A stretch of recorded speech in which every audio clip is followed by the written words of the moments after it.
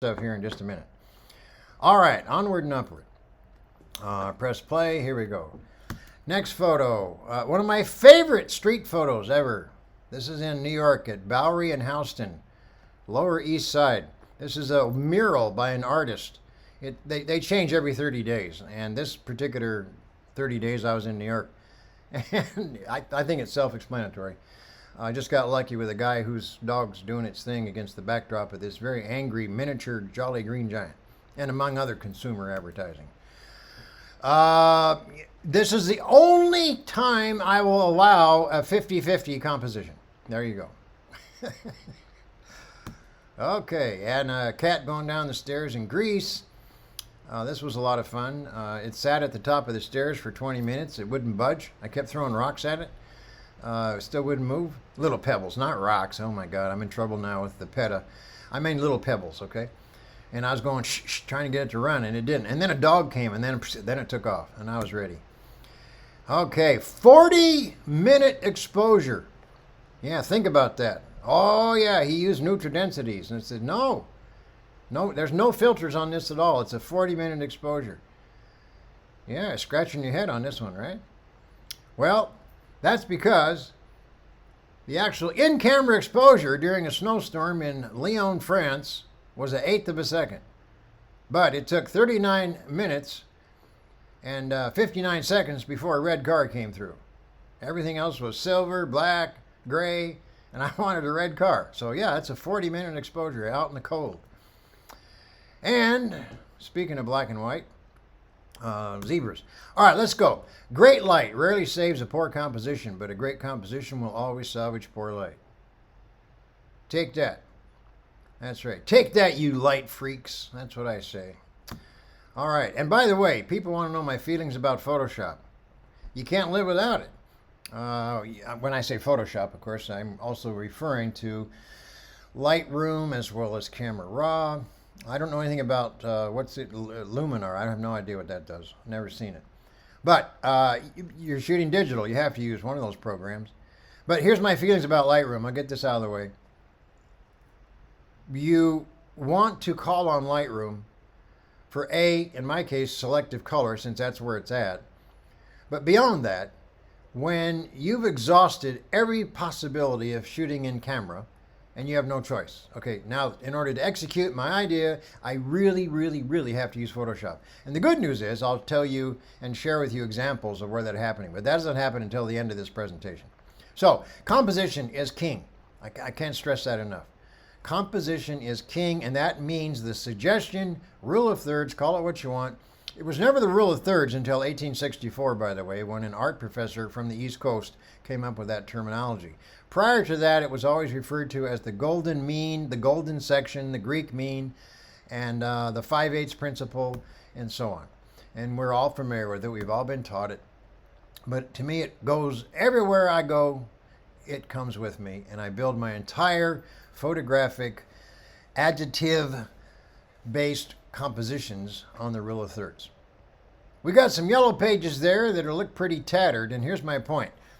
An adjective, 9 times out of 10, owes its success, when I say adjective, photographically speaking. The adjectival response owes its success to one of 5 elements. Maybe 6, but 5 generally. And those elements are this: line, texture, form, shape, or color. One of those 5 is king in the photograph. When you look at a photograph and you go, oh my God, that's amazing.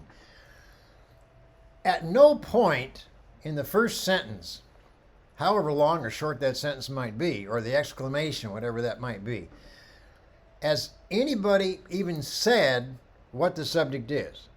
You're not saying, well, look at that car, and then go, oh, and it's so amazing. It's just the opposite. You're like, oh my God, that's incredible. Is that a car? That's my point. In this case here, obviously, is that tattered yellow pages? Aha, yes, it is. Very good. That's a noun, but we use the word tattered. Notice that. Is that an old looking yellow pages? Yes, another noun, old. So the opportunity to photograph something here may not look at all obvious to any of you, but if we focus on the lines tattered, bent, distorted, whatever, of that phone book pages, we can, in fact, emphasize the lines and the texture of that phone book's corner. Extreme magnification ends up with this image, pure and simple. As you look at this, it's difficult not to look at this and just kind of go, oh, wow, what is that? Well, the wow is because, in part, of the curvilinear lines.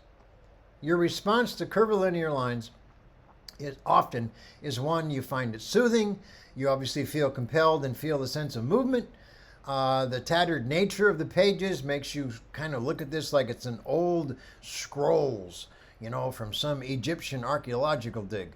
You could go on and on, but the point is the curvilinear line, more than the diagonal, more than the horizontal, more than the vertical, is one of what we call God's handiwork. It's the wind. It's non-threatening. It's also very passive. It's by no means a leader of a corporation. Leaders of corporations are diagonal line people.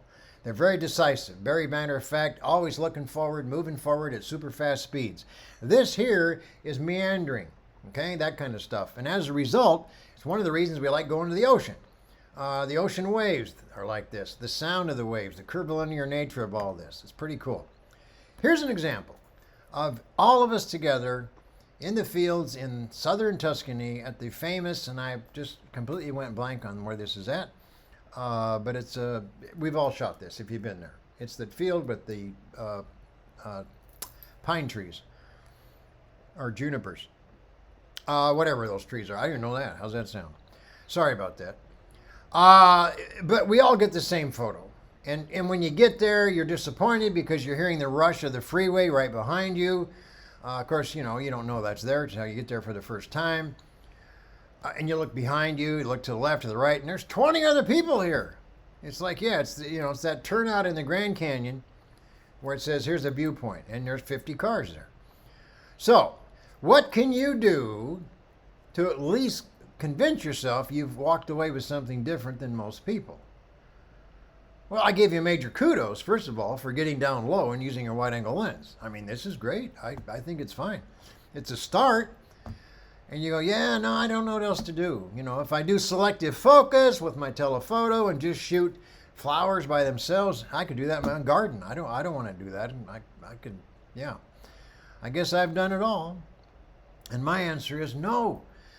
Why don't you recognize your wide-angle lens for what it can do? The visual language of your wide-angle lens is a lens that focuses remarkably close. Most people don't know that. Incredibly close. My 14 to 24 are focused down to 9 inches. I didn't know that. That's what some of you might be thinking. Well, focus it down as close as it will go, leave it in manual, hold it up, and then I want you to go find the tallest flower you can find and make something really unique, okay? Shoot wide open, and now what you have is you got a photograph all by itself. The visual weight of this, because it's the only flower in focus, really stands out in this field. Now this is play on words, but this is outstanding in the field. Here's the thing. Was I really that lucky to find a flower taller than the others? Yeah. But I had to be part of the creative process and pick the flower to make it taller than the others. Okay? Now some of you say that's not natural. And I'm going to tell you right now, the bending of the arm and clasping your fingers and breaking the flower, it's a natural feeling. It doesn't feel forced. My arm moves in that direction. I go boom and pick the flower. It feels very natural. So I don't know what you mean when you say it's not natural. So there you go. Look, I will tell you right now, and let's just clear the air. I was raised by a Lutheran minister, okay? My father convinced me that God made the earth and the heavens. And he also tried to make me believe, and for the purpose of photography, I embraced it, that Satan is everywhere. So be careful. So when I see a picture in my mind, but not in front of me, I'm thinking, that darn Satan, he got in the way and he made sure not one of those flowers would be taller than the other. So I said, Satan, be gone. And I grabbed a flower and did what God intended. So I just want you to know, when you feel you're doing something not natural, you're actually bringing glory to God, because this is the creation He really wanted you to see. So there you go. Now you know. All right. Robert Duano, the famous French photographer, who was famous, among other things, for having the kiss by the Hotel de Ville in Paris. He's on assignment for Life magazine, 1950. The war is over. Paris is happy. Everybody's in love. And lo and behold, Duano was having coffee, quote unquote. And he noticed this couple coming in from the left. He grabbed his Leica and got off 2 shots. And this was the only one that was sharp enough. And my God, was Duano praised, as typical, because he was always like a Cartier-Bresson student of the decisive moment. Fast forward to 1993. Robert Duano passes away.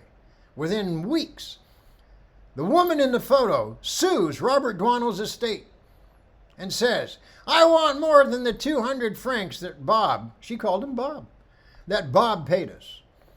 And they said, who are you? She said, I'm the woman in the photo. And they go, okay, well, we've never known who that was. Well, no, that's me and my boyfriend. We were friends with Bob, and we had to walk back and forth, back and forth, back and forth. And then we had to go to 2 other cafes and do the same thing. And what? No, that's not possible. Oh, yes, it is. Well, Robert Duano is a Magnum photographer, was. Magnum is like National Geographic in Europe. It's journalism photographers. And you don't do that you don't stage in journalism. That's just a big faux pas. Well, guess what? Magnum goes to the vault and pulls out all of Duano's negatives, and they find way, way, way, way at the bottom 3 rolls of black and white film of this couple at 3 different locations. Unbeknownst to anybody, Duano lied to the world since 1950 that it was a 2-shot, decisive moment, Cartier-Bresson image. Meaning, boy, he was so good that he knew when to snap and got lucky. He staged it. Now, why does that make Duano my hero? Because Duano fooled us all. He fooled us into thinking this was not staged, and the fact is, it could very well not have been staged. I have shots like this. I didn't stage them. And there's other times that I didn't get the shot that I saw, so I'm thinking, okay, put that in your notes. You're going to come back here and you're going to recreate that and do it again. Here's the problem I have with people who don't like what I'm talking about. There was a fireman in Los Angeles during the fires who was kneeling next to a swimming pool against the backdrop of a hillside of other homes on fire. This house that he was at was burned to the ground. All that left was a chimney in the pool. He dumped his hat into the swimming pool, dunked it on his head, beautiful backlight, shot by the LA Times photographer. However, at the Pulitzer Prize dinner, the fireman was there. The photographer was there. The fireman was asked, must feel pretty cool that you're part of this Pulitzer Prize moment. He said, oh yeah, no, it's great. We only had to do that twice. He had me do it 2 times. And they go, what? Well, yeah, when he came around the corner, I already dunked my hat up there, and he said, oh, wow, could you do that again? So I did it again. Oh my God, that's staging. That's what Robert Duano's guilty of. He was stripped of the Pulitzer Prize, just like that. And that is unfortunate, because to me, every photograph lies anyway. The mere act of composing creates the beginning of a lie. And I'll explain that as we go on throughout this entire presentation. For example, here's the truth. You're looking at the truth right now, okay? The truth is, I saw a woman coming around the corner like this the day before. She blew right past me. And I said, wow, I saw an idea there as she came around that corner, but obviously she looked like she was headed to the dentist. I didn't want to stop her. And I decided, you know what? I know a model in Jodhpur, India. So I called her up and I said, meet me here tomorrow. So there she is. That's the model. The shot that I saw was this idea, okay? So I recreated, with a model's help, the photograph that I saw the day before. And yet, I can't show this as the truth because I went and recreated it. And that's unfortunate, because really, what have I done any differently? If I shot this the day before, it looked the same way, except, of course, to be a different person. But I want to stress, your job is to create adjectives. Adjectives. And if that means recreating the shot, I got no problem with that. Much like I do here. This is a gentleman who fishes every single day in Mandalay, Myanmar. Hopefully he's still alive. Hopefully he still fishes every day. And lo and behold, on this day, twice a year, with a group of my students in 3 different rowboats, we're in front of him, and I'm telling my friend Kim Moshin, throw your net, now, boom, and you hear all the motor drives going crazy. Kim, one more time, boom. He does this 10 or 12 times, right as the sun comes up. Now, my question to you is, are we staging? Yes. But is he doing anything unnatural? No, he does this for a living. He will throw a net, but he won't pull it in right away and throw it again. He'll let it settle down and then pull it in 20 minutes, 30 minutes later. But for photographs, we want to recreate what he's been doing for years. And you decide for yourself, oh, this isn't natural. This isn't normal. You asked him to do that. It's like, so what? Anyway, when we do portrait work and you ask people to smile, oh my God, that's staging. You asked him to smile. How dare you? That's not natural. Here's another example. We will now begin the actual presentation. To go from a noun to an adjective. What is this? Well, it's a little girl against a green wall with some rattan weaved, I forget what this is called anyway. And as I pointed out to the student who took a shot very similar to this, I said, you got a gray window up there. What'd you include that for? And he goes, what gray? Oh, wow. I didn't even see that. I said, I know. You know why you didn't see that? Because you and I both, since the day we were born, make image magnifications of what we see through the camera. We blow it up. We convince ourselves we're filling the frame when in fact we're not. It's a very heavy-duty psychological seduction that you have to separate yourself from as a photographer and instead live within the confines of your viewfinder. Meaning, when it comes to people, please write this down if you want to forever remember this valuable tip. Do never, ever, ever start taking a portrait until you've cut into the forehead. That's your first photo. As you then back off, you can shoot a few more. And the odds are really, really, really good that you will come back to the first photo where you just cut briefly into their forehead. And the reason why is because it's far more intimate. Here's my point. He thought he did that, and yet this is what he photographed. This is what he had hoped to accomplish. Big difference. We don't have a gray window for distraction. We filled the frame up. We're actually cutting into her scarf, but that is a frame-filling portrait that incorporates the origins of where the light's coming from, as well as the separation between the backgrounds, 2 distinct backgrounds. Nice color combinations. This is one of those images where a photographer will speak and say, oh yes, the light. Without the light, you have nothing. No, without the gray window, you finally have something. So light is light. It's going to be there no matter what. This would be a stunning image even without sunlight on her face. Even if it was just an overcast day, it would look great. Another example. I'm in Miami Beach with a group of my students. And guess what? I had a student run up to me and said, I'm so happy. I got the best color abstract ever. And I said, let me see. And I said, no, you didn't. You got a picture of a 57 Chevrolet bumper. And he goes, what? How do you know it's a 57? Oh, yeah, no, you're right. I included the fin. But that's okay. I said, no, it's not. It's still a noun. It's a 57 Chevrolet. It's the first thing I thought of. I didn't see the color abstract. If you want to really make me impressed, get rid of the car. In other words, as usual, get in closer. Now you have a color statement. Colors and textures, lines. Another example. The front bumper of a tow truck in Brooklyn, New York City. What's there? I don't know. Put on your macro lens. Check it out. You could do this the rest of your life and you wouldn't get very far, except, if it's important to you, you're going to get some amazing images, but maybe you don't care about that. But when I say you won't get very far, the beautiful thing about a macro lens is you don't have to travel far to find amazing images.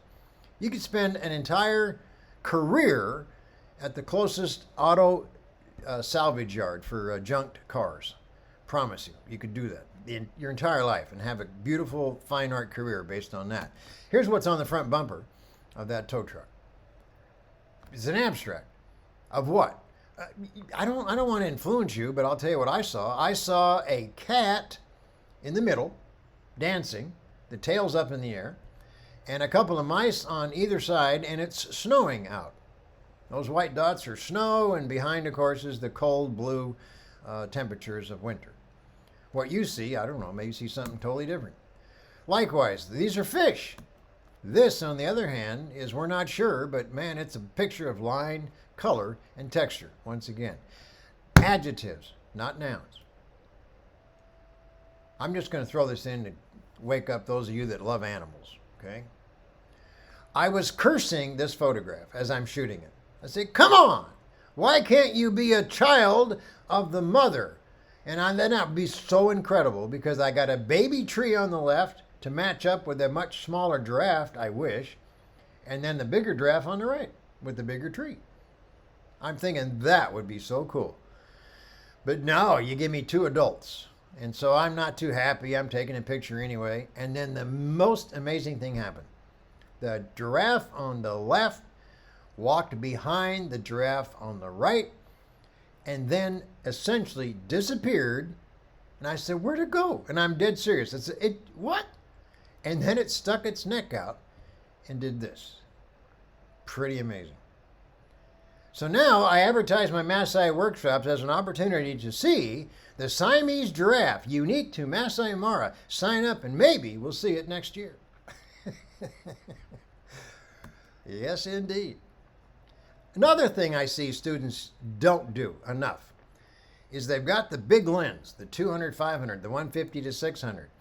And this has happened on countless workshops where we're shooting wildlife. This is up at Eagle Lake in Whitehorse, Canada. Eagles everywhere. That's why they call it Eagle Lake. Well, we happened to see a belted kingfisher that day. And I had a student take a picture like this, and he said, man, this is fantastic. And I was doing the same thing. And I said, what lens you got? He said, well, my 200, 500 Nikkor. I said, well, no, I'm sorry. Yes, you have the same lens I do. And then I showed him mine. I said, well, why do you suppose mine's more of the bird? And he goes, what? How is that possible? We're right next to each other. I said, here's how it's possible. You gave up. What do you mean I gave up? I said, you didn't zoom all the way. What? I said, you didn't zoom all the way. You quit. You stopped at 350 millimeters. You got a 500. Go all the way to 500. And the minute he did that, he goes, oh my God, I didn't know I could do that. And that's my point. I didn't know my lens could get it that much closer. So you go out and buy a piece of equipment, and by your own admission, you don't know what it can do. Makes a lot of sense. One of my greatest workshops I ever had was in Provence, France, with 19 cardiologists. They all got together, and as long as they had a 1-hour presentation at the hotel about cardiology, they could write the whole trip off. Just the way the IRS rules work. And yet they get out there in the field, and not one, I say, okay, get your wide angles out. And everyone says, which one's that? I go, what? It's your wide angle. Well, I got all these lenses. I don't know which one's a wide angle. That's why I'm here. I'm thinking, oh my God, I'm really dealing with absolute beginners. I said, how much equipment do y'all have? Oh, I spent about $30,000.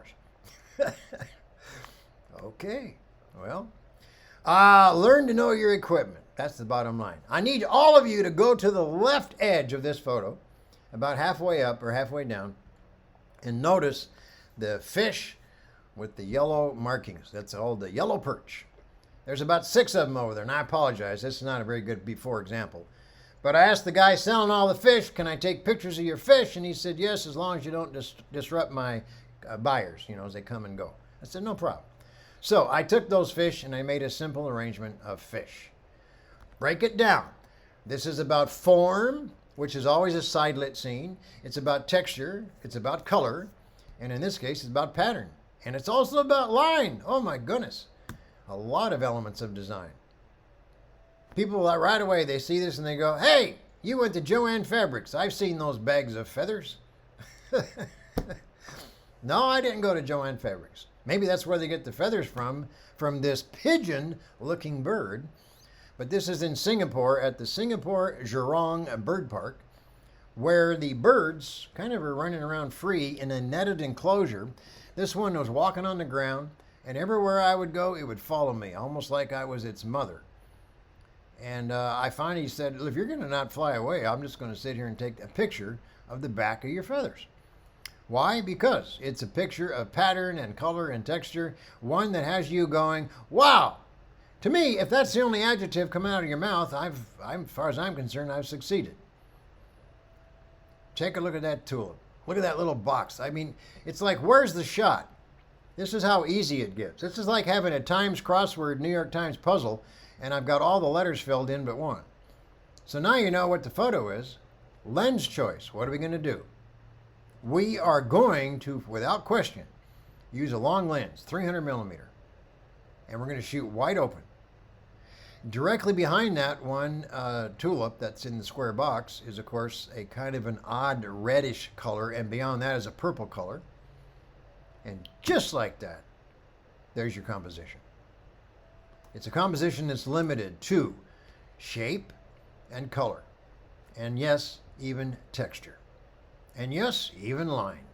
The line being curvilinear cup shape of the tulip, as well as the green vertical stem.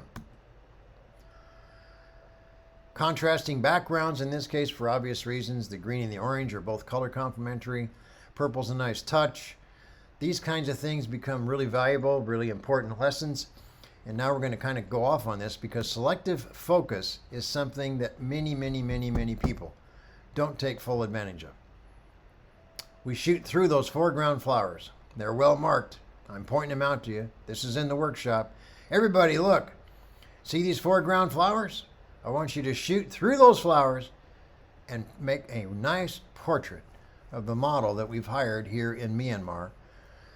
And you will be amazed at what those foreground flowers will do in terms of creating a great sense of depth in the photograph, even though we're using a 300 millimeter lens. We got somebody in the waiting room again. Hang on, guys. I got to let him in. Take a look at that photo. Escape. And then I'm going to go admit. There we go. They're here now. Back to the photo.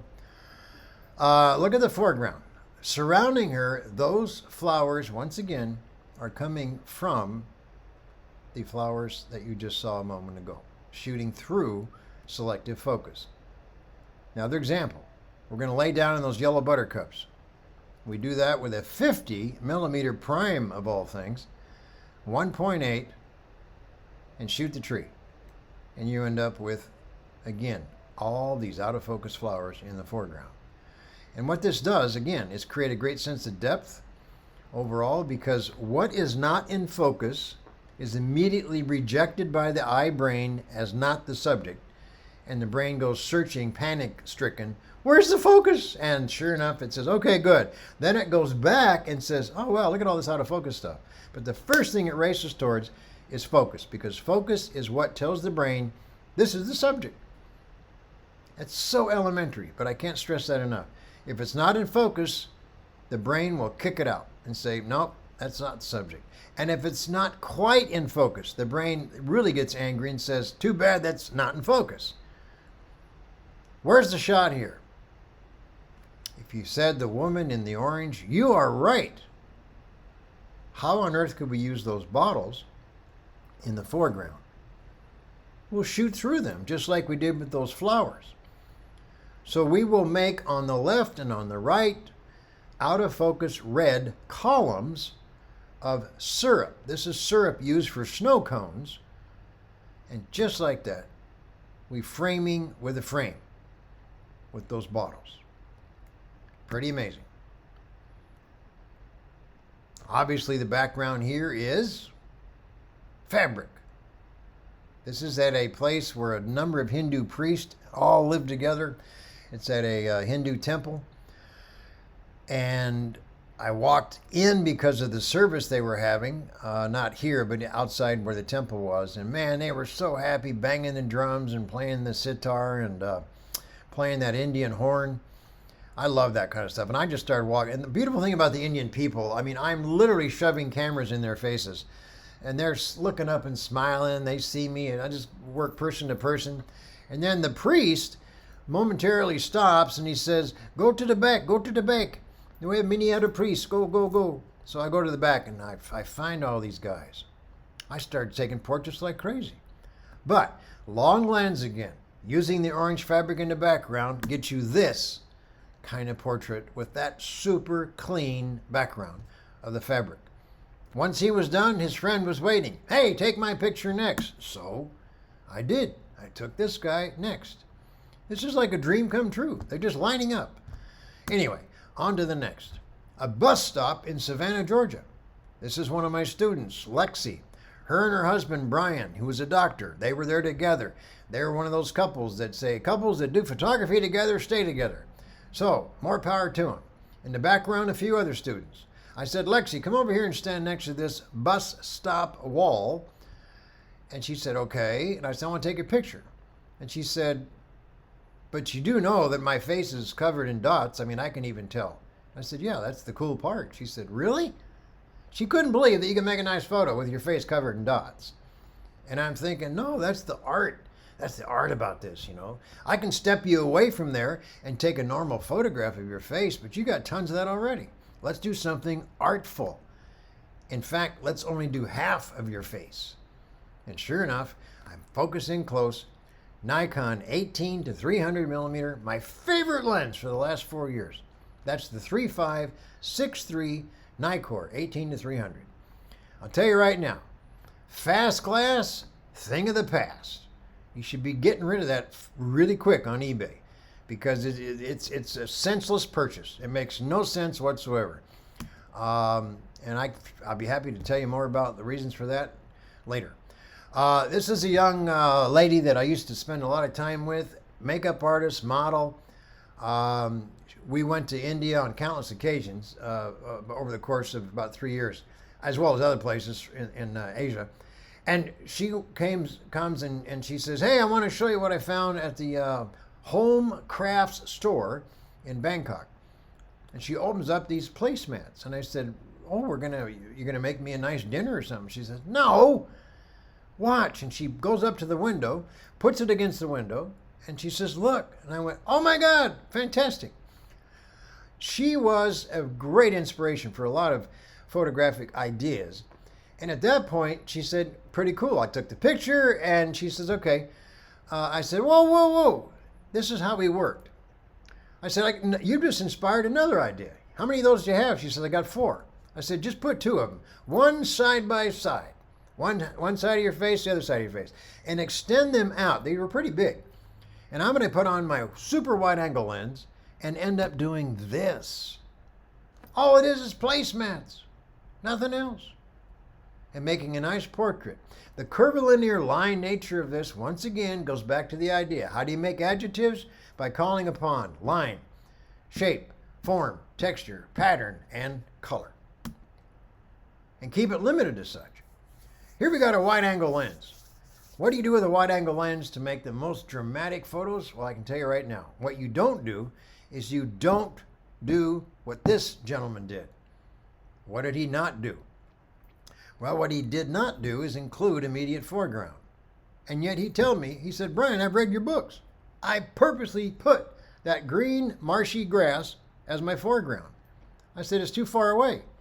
He said, it's 3 feet. I said, I know, but the wide angle's pushing it so far away, it looks like it's closer to 10 feet. And he said, well, I'm not going to get down in a wet mess. I said, you don't have to. Look at the left. You see those white flowers in the corner? And he said, yeah. And I said, that's a big bush. Use that as your foreground. And he goes, oh, and I can stay dry. Yes. So he moves to the left, gets in closer, and voila, there's his foreground interest. He didn't lose the reflection. He still has it. No problem. To make shots like this is something you may want to write down. If you have a full frame camera, 14 to 24 on a full frame camera, the principle of this is very, very simple. You focus manually at 1 meter. You're in manual focus. Done. At that point, you go to f22 and then you adjust your shutter speed until the correct exposure is indicated and fire away. And right away, 2 things you're going to say. Number 1, you're going to say, for those of you that are going to actually do this, you're going to say, but it's not in focus. Yes, it doesn't look in focus when you go to the viewfinder because you are only focusing at 1 meter or 3 feet. And because you're viewing through your camera at what we call a wide open aperture, you can't possibly see the result of an f/22 depth of field, unless you want to use a depth of field preview. And then the minute you do that, you're going to say, it just gets dark. I can't tell any difference. So just ignore that. My point is, follow what I say as biblical truth. 1 meter focus, f/22, adjust your exposure, and you'll always get everything in focus from roughly 12 inches to infinity. It's a hyperfocal preset. Now, there's the other part of you that says, f/22, are you crazy? You're going to get lens diffraction. Okay, I'm not talking to you. I can't convince you to do this. You're hung up on lens diffraction like nobody's business. And you need therapy, because the bottom line is f/22 has been on a lens ever since cameras were invented. Nikon and Canon and Sony are not trying to play with your mind by putting f/22 on there and then allowing you to think for a moment that you should never use that aperture. That makes no sense. So yes, lens diffraction is a real thing.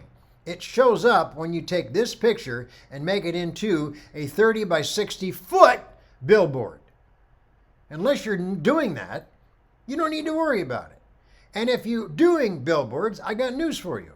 You can make lens diffraction diminished with software programs. So no longer an excuse for not using f/22.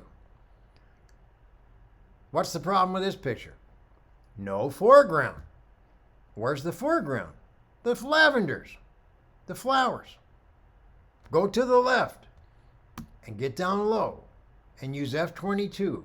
Focus at a meter and adjust your shutter speed until the correct exposure is indicated. I just want to digress here a moment.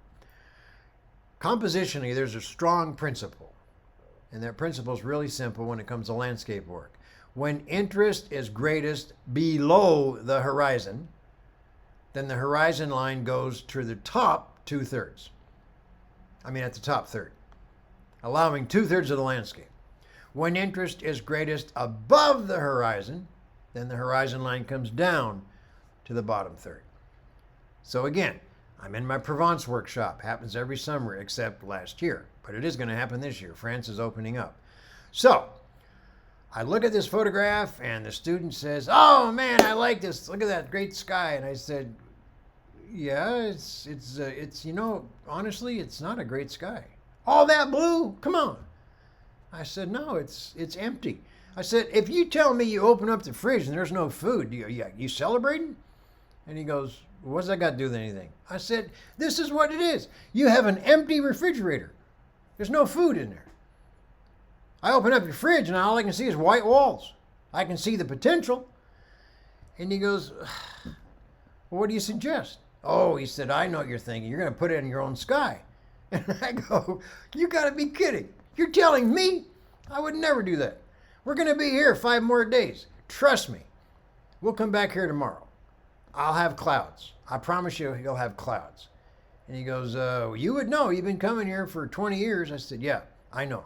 We'll have clouds." And sure enough, we go back the next day. There's the clouds. I said, "You look like you just got back from Costco. You filled the whole fridge." So that's my point. I just wanted to digress there a little bit and share with you why it's so important to fill your sky up with interest. An empty sky is like an empty fridge, as is the case here. That's a full fridge now. But wait a minute, you're too soon. I like the fact you got the horizon down below. You're emphasizing the big hailstorm. But wait, the cloud is not moved behind your head where it's blocking the sun. The sun's coming this way, it's coming, and finally, oh, there's the sun. Wonderful. Fire away. And just like that, you got the hailstorm, and that's the emphasis because interest, in my mind, is greatest above the horizon line. That big storm coming in. And here we have interest greatest below the horizon. Above the horizon line again. That's going to be this young lady who's dancing on the street for us. She's a student. And here's the problem. If you're a workshop student and you have red hair, you're going to be modeling more than photographing. That's just by default. All you red-haired people, step forward. Okay, you're modeling for this workshop. That's Olga Zometra from Denmark. And we're down low in the ground and we're shooting dandelions in the foreground. Everybody's wide angle. Everybody's f/22. Oh, I just remembered. Hang on. I gave you the full frame formula. 1424, focus at a meter, f/22. For those of you using a DX crop, you're going to be doing this only from 10 to 16. If you have a 10 to 16 super wide, same idea. Focus at a meter, f/22. Okay. Onward and upward. Through those dandelions, here's Olga Zometra. Pretty cool. f/22. Focus at a meter. One more time, and then we'll move on. Look at that little square on the hand railing on the left side of that small bridge. Let's go shove a wide-angle lens right up to that square and frame the distant windmill. But before you take the picture, focus at a meter, f/22, then adjust your shutter speed until the correct exposure is indicated. Again, another example, missed opportunity. A student had a picture like this, and man, it was just, I said, come on, your composition's all busy. You got a green pole growing out of that one little girl's neck. Why did you not put that woman, especially, in the window behind you? That's an empty house. Nobody's there. You saw other students go in and put people there, and he said, well, I want to do something different. I said, it'd still be different, trust me. If you all had the same woman in that window, your compositions are all going to be different. It's just the nature of how we photograph. Okay, so he asked her to go in the window, and he was thrilled, and he was embarrassed when he realized after he thought he had a good shot with this one, because comparatively speaking, this is so much better.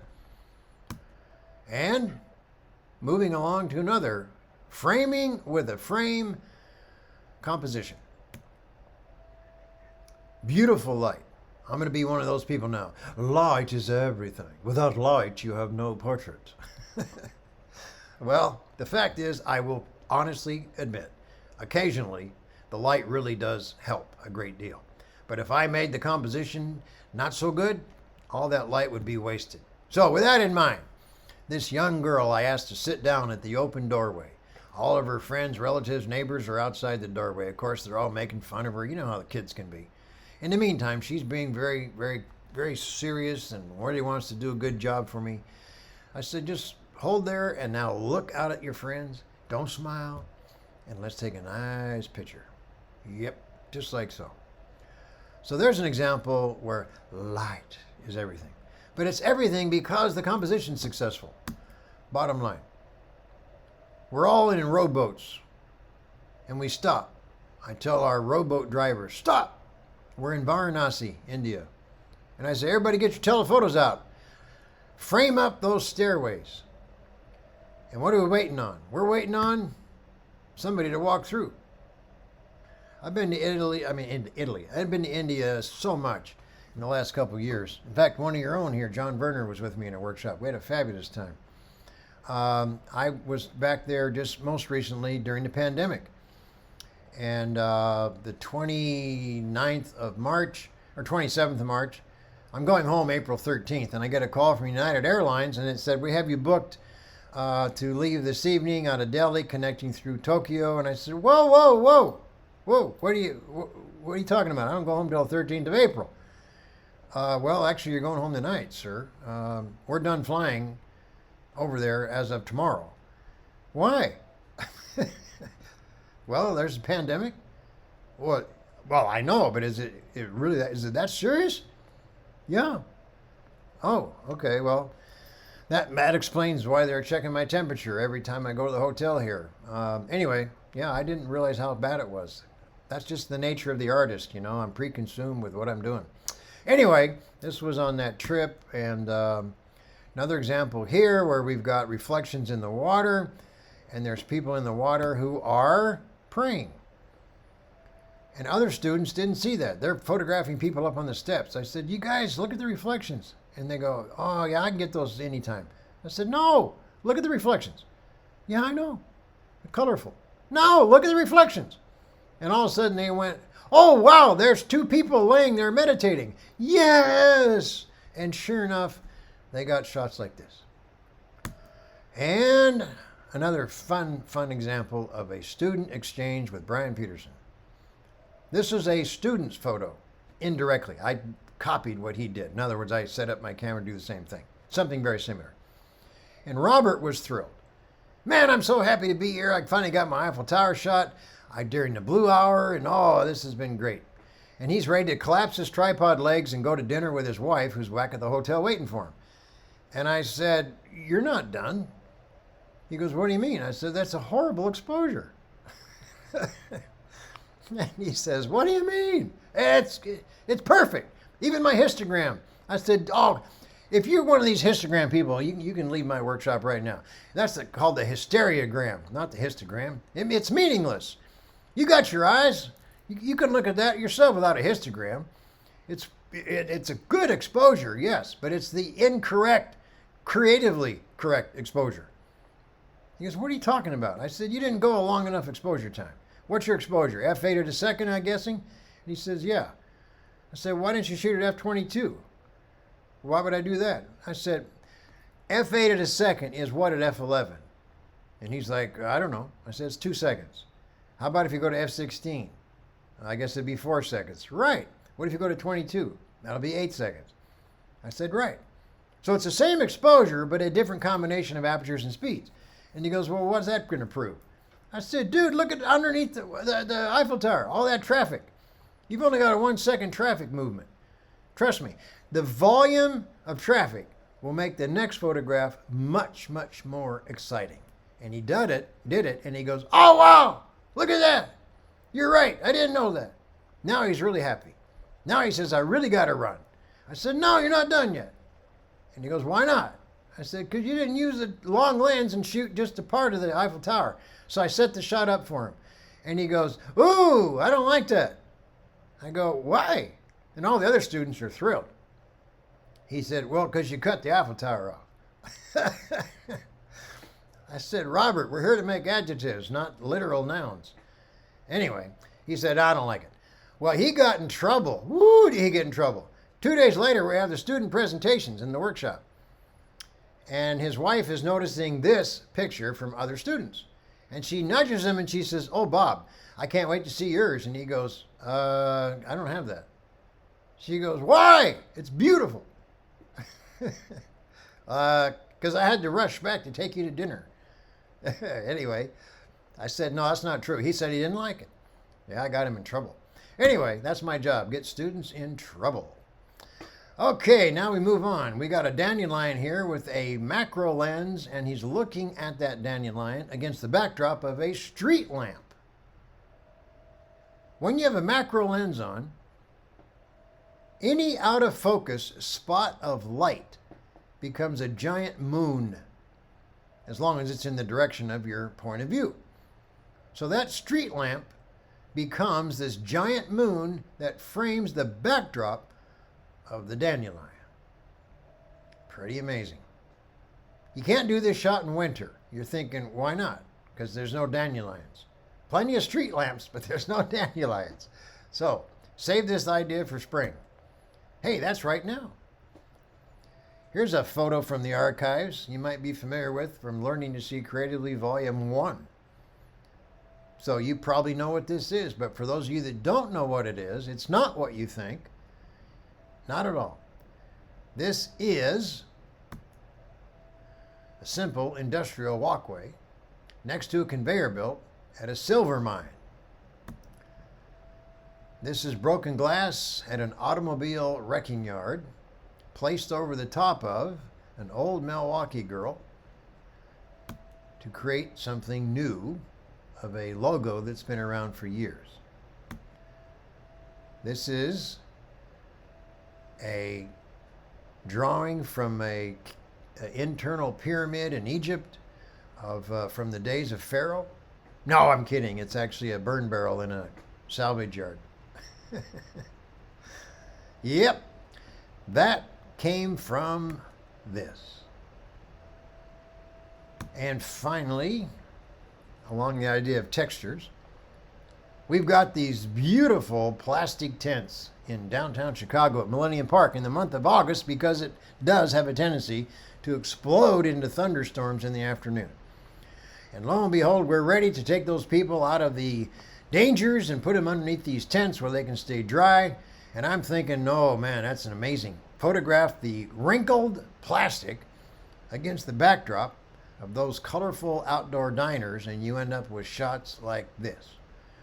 And people think, whoa, you got the Nick filter set. And I go, I don't have Nick filters. I just have plastic in front of me with a macro lens at f32 to get some semblance of the background. All about texture. This is nothing more than a big giant wash tub with reflections of color from all the garbage cans around it. Yep, that's all that is. Pretty impressive in terms of color. And get involved. Put your hand up there. Pick the flower, hold it against that wall of graffiti, and pick out some analogous colors and make a photograph like this. Pretty simple. How'd that leaf get there in that crack? Well, how do you think? Brian Peterson.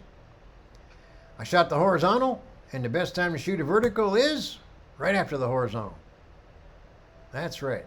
Again, remember, your job is to show the beauty of God's creation. Don't let Satan stand in the way. That's right. And again, this is cool. You got a nice motion background. You got the statue and all, but you know what? Get in tighter. Fill the frame. And before you move on, shoot the vertical. Sometimes it doesn't always work that way. This is a horizontal, Mount Hood, Hood River Valley. Beautiful time of year, late April. The vertical, it didn't work too well this time. So sometimes it doesn't work. I just wanted to know. But the only way you find out it doesn't work is by trying it. And now let's go back to, again, elements of design. The adjective. The macaw. No one's going to look at this picture and think anything else. You're not going to look at this picture and think, is that a crocodile? Of course not. It's too much information. That's a noun, big time noun. Instead, you're going to do this. And their first reaction is, they're not going to think crocodile either. They're going to go, oh, wow. And then, what is that? And then you say, it's, eventually you tell them, you know. You have fun with them. You can tell them it's all sorts of things. You can even tell them it's a croissant. And they're going to go, what? Where? How? That's the beauty of it. All right. Again, monochromatic tones. That's another idea you might have. Uh-oh, we got another person coming. Linda Thomas Sewell is here. Hang on. Let me stop the presentation. I got to let her in. Admit. There we go. Back to the presentation. Okay. Now we've got steps closed. Red behind this guy. He's wearing red. Monochromatic compositions. They're always a singular color. That's obviously the case here, as is the case here. This photograph was made, and then about 15 minutes later, this photograph was made. He washes the steps, he dries the steps. The power of the diagonal line. This is in Aya, which is on the island of Santorini, Greece. And there's my Michelle. She works at the school with me, bpsop.com. She's the administrator. And we bought the red dress for this purpose. She just had her baby, her and her husband. She's on cloud 9, as most mothers would know. But let's make this more exciting. Make a diagonal out of it. And two things happen. Notice what I consider to be the distracting white background. It's a big contrast shift, but we'll talk more about that in the contrast presentation. Anyway, the diagonal is much more exciting, in my opinion. And again, converging parallel lines. I'm in a bucket truck 90 feet up in the air in Provence, France. I'm the only guy out there with a bucket truck. I rented it. I'm not in a workshop. I'm on my own. I had so many offers from people waving $100 bills at me to let them up in my bucket truck. I said, no. This is all unique images of Brian Peterson. Yep. And I'm on a bridge. You don't need a bucket truck when there's bridges. And I'm shooting down on those bridges onto these fabrics. And waiting in those fabrics are what exactly? Well, believe it or not, Behind me, I have also fabrics. These fabrics are gigantic drapes, curtains. These are all used at weddings and different kind of party celebrations. And anyway, walking through these drapes that have been washed in the river and now they're on the banks drying. There's a gentleman who's got a bag of laundry. He's going to be go washing in a moment. I love backgrounds. It's the first thing I look for more often than not before I start thinking about a portrait. And I got the background right there, a bunch of rice bags. I got to go find somebody, and it didn't take long. And the guy's got an orange scarf. Talk about luck. And just stand there and smile, not smile, but, look at me. He was so happy to help me out. Most is true. As John Verner found out, the Indian people are amazing, incredibly generous. Super long lens, no magic here. It's just using a long lens, as is the case here. Oh, I'm sorry, different presentation. Flash, got to use flash. Flash today couldn't be any easier. Couldn't be any easier. We're not here to talk about that though, but I just want you to know, if you're not using flash, there's no excuse. You can learn how to use flash in 5 minutes. I'll give you two tips. Leave the flash in TTL and make sure the camera's in manual. It never works well in aperture, shutter, or program mode. Only in a manual flash setting. I'll start over. Your camera's in manual. That way you can control the ambient exposure. And then your flash is in TTL. So, with flash, that's what happens. And across the street at Chao Sang Sang in Shim Sai Tzu, which is a district in Hong Kong, the wealthy neighborhood where Louis Vuitton and Versace and Dolce & Gabbana and Chanel and all those people, Hermes. I'm interested in that tree and the wall of Chao Sang Sang, and that's what I wanted to photograph. Again, elements of design. The background, we got some red onions back there. Let's take advantage of it and make a portrait where those onions line up on both sides of his face. Those are nice color combination, especially with those eyes. You want to take Doritos with you, or an energy bar, or a croissant, because you want to feed the ducks and get them to come into the photo that you desperately need of that reflection. And sure enough, one of the boys comes over. And are you ever happy? Yep. And this, again, is a nice photo. Why do I say that? Because it says nice. It says it right there on his head. When you put words in a photograph, believe it or not, that becomes the sole interest of the brain. The brain's looking at that, nice. None of you are doing anything else right now. You still keep looking at nice. You might have been noticing also fragile. That's another word. So you're bouncing between nice and fragile. Well, that's not good. Words and letters, unless they're the actual photo, shouldn't be in the photo. So I told the student, I said, you got to clean this up. Get down low, get in tighter, fill your frame up with just his face, maybe a little bit of hat, but don't include the word nice, and position yourself so you're shooting him against the yellow wall in the background. And I noticed the man was like looking down, and he was also hard of hearing. And so I told him, when you're ready, let me know, and I'm going to yell to get his attention. And I'm literally just like 4 feet away, but he's really hard of hearing. So at that point, he said, I'm ready. And I said, hey! And like that, he looked up, and he got the shot. So it pays to yell at your customers. And I will tell you right now, when you're out on the street and you see the young girl with red fabric in her head, she is begging you silently, oh, I hope that guy with the camera stops me and asks to take my picture. So don't be shy. A lot of people use the excuse, I don't know how to approach people on the street. These are the people you start with, the people that are screaming, look at me, I want attention. They're the ones that really are easy to stop and ask, because that's their sole purpose in life, is to go on the street and ask to be photographed. They got Facebook, they got Instagram. You want to take my picture? Oh, wow, can I get copies? Oh, yes, I'll send them to your Facebook. Oh, that's so exciting. But I said, before we take your picture, since we're on a streets of St. Louis in the month of February, and there's not a whole lot of color where we're at right now, I need to borrow your jacket and use it for a background. And that's exactly how we get the blue. And yes, I will tell you, a student took a photograph like this and said, in my response, I said, why did you include the barn? And she said, well, why not? We're in the agricultural area. You got to show people the barn. Otherwise, they won't realize you're. I said, what do you mean? You don't think the flowers are enough? Just flowers. You don't think that they're going to figure out you must have been in some agricultural neighborhood? They're going to think, what, you're on Fifth Avenue in Manhattan?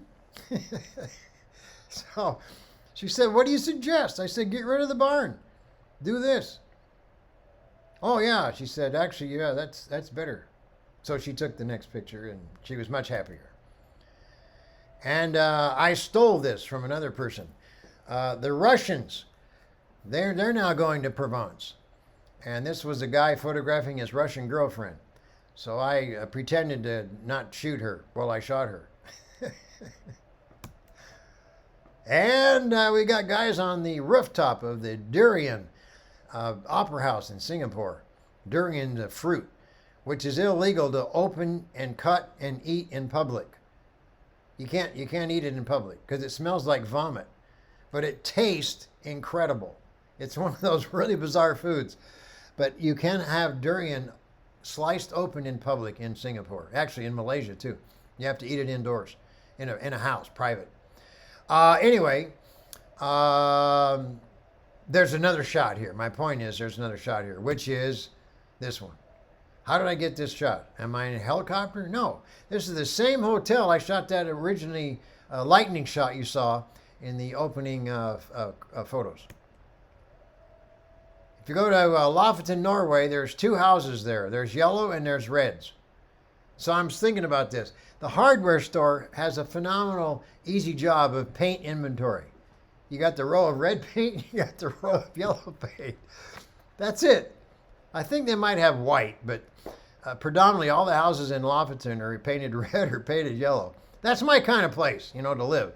Because most of us are already overwhelmed by decisions. Like, oh my God, what am I going to, especially with television. I no longer watch TV because I can't decide what to watch. There's so much programming. How do you decide? So I haven't watched TV in a long time, except, of course, American football. Here we've got a cold, wintry day. I woke up my daughter on a Saturday morning, Lakeshore Drive in Chicago. I said, you got to get on your red snow clothes and go jog for Dad. And she said, I'm not getting up. It's Saturday. I don't have school today. I said, oh, excuse me. I'm sorry. You want to go to college, and I'm supposed to pay for it. Get up and put on your red snow clothes. And you're running this morning. Oh, my goodness gracious. She wasn't happy. But hey, she's got her master's degree now, and she's back in Chicago where she is doing her thing, which is a clinical social worker. She had moved to L.A., by the way, after college, and she decided she missed Chicago. I said, you can have it. And I apologize if I've offended anybody. To me, Chicago has two seasons. It has cold and colder. So there you go. Joshua Tree. You've all done this. I don't need to explain this. These are star trails. This is another star trails in Africa. Here's a Milky Way. We're not here to learn how to do that anyway. We're here to talk about adjectives. So here's my point. There's a Milky Way. Okay. Here's another Milky Way. But 20 seconds at the 15-second mark with my 14 to 24, I zoomed slowly during the last 5 seconds. Obviously, the camera's on tripod. Why did I do that? Because I wanted you to think that these were all shooting stars. Yeah, smart, huh? Consider that next time you shoot a Milky Way. Here's some examples of when the horizon line's near the bottom of the frame. Why? Because interest is greatest above the horizon line. Great clouds. More great clouds. These are all from the Masai Mara, by the way. I was there in January. Going back next year as well. I got 2 spots left. If you're interested, let me know. There's a cheetah. Beautiful sky. Bunch of taupees. Beautiful sky. Rainbow sunflower fields in France. And 50-50, I want to be clear. This is the only time compositionally, in my opinion, you can split the frame when you got a reflection. Tuscany, beautiful sky. A nice sunset. Throw a guy up there. In other words, have him jump up in the sky for you. And another beautiful sky. Before I took this picture, I'm actually way over to the right, shooting with a long lens. And this is that photograph. These are the Hammer tribe in Hudson Valley. I go there every February.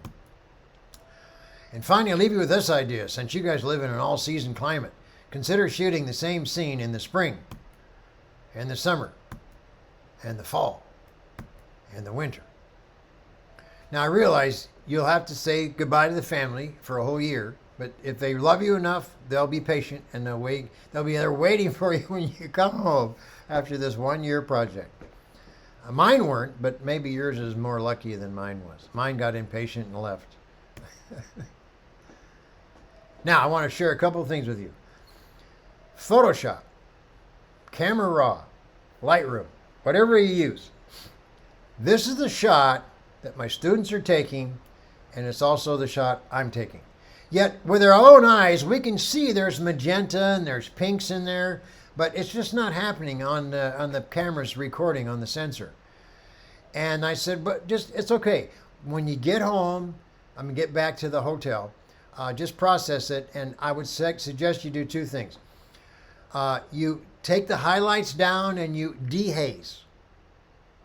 And everybody freaked out. And they went, oh my God, look at that. And this is what they all got. Highlights down, dehaze.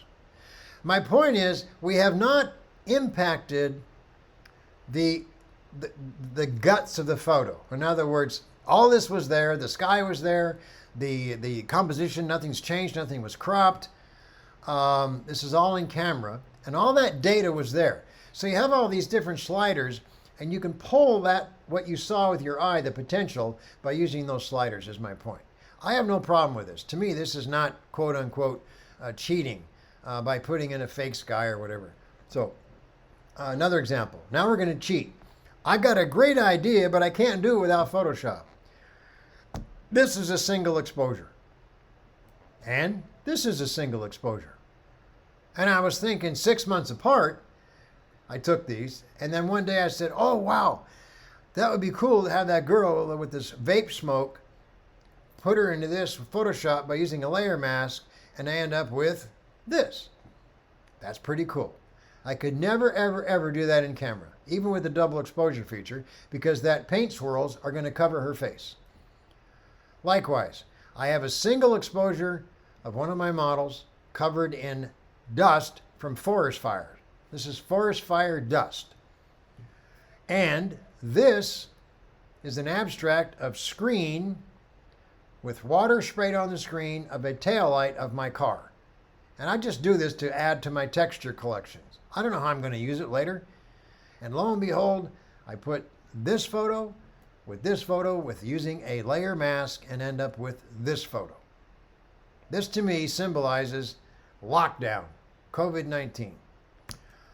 And 1 o'clock in the afternoon in the Alvord Desert area of southeast Oregon near the Steens Mountains. 3 cowboys, real cowboys, riding through the desert dust. Heavily backlit. This is the best I could ever do. This is a digital copy of a slide. And what happened?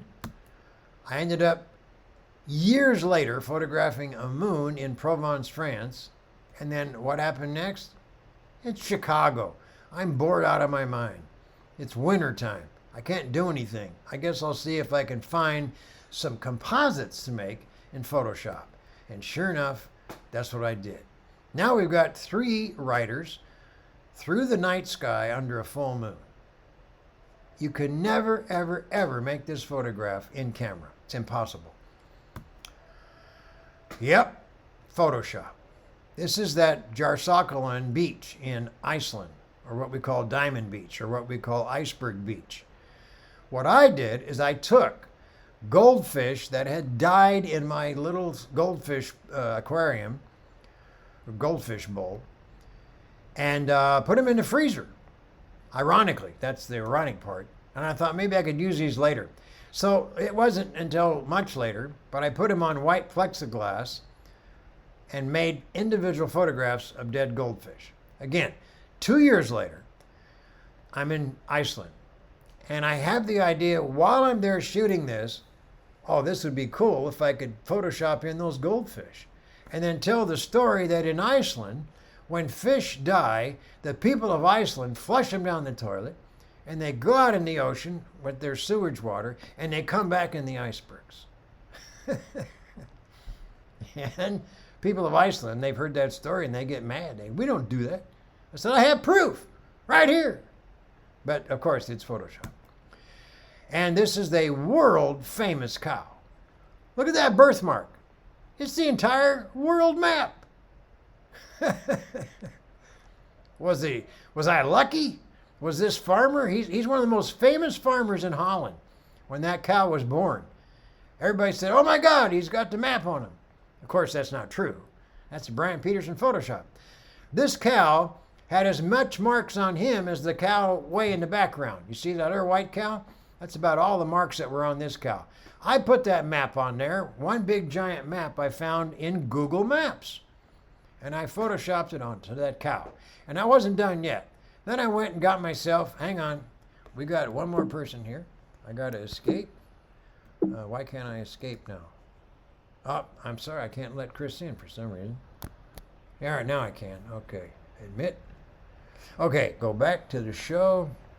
I put some teeth in that cow's mouth. He's all happy. Okay, and then the letter N. Make a close-up of that guy. People, I think you may have heard this one before, but honestly, I love photographing letters. And people want to know, what are you going to do with all those letters? And I say, come on, it's part of being an artist. But the bottom line is I have 27 alphabets. 27 complete collections. Everyone's different.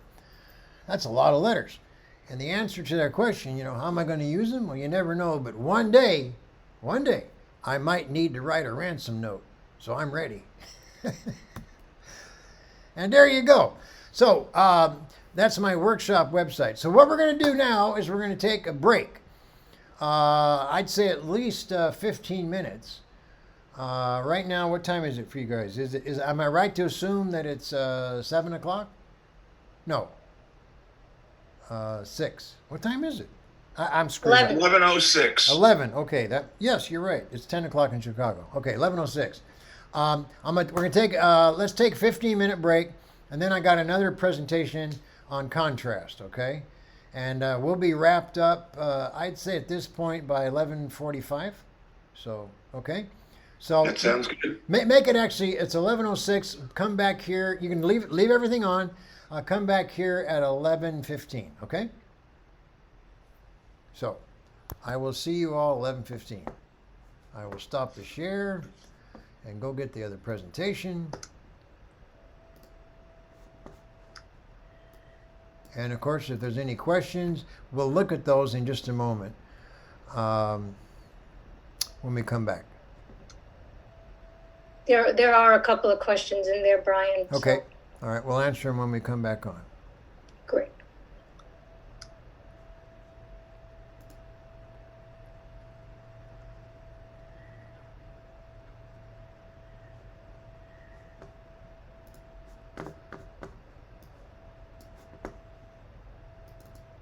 I'm also, Renee, are you still here? Okay. I'm here. Okay. I just want you to be aware of this, and I'll tell everybody. I'm expecting a visitor and a friend of mine from Dubai. And so if I momentarily hear the doorbell ring and get up, that's the only, I'll have to pause and stuff. So Okay. actually, let me pause the video too while we're at it.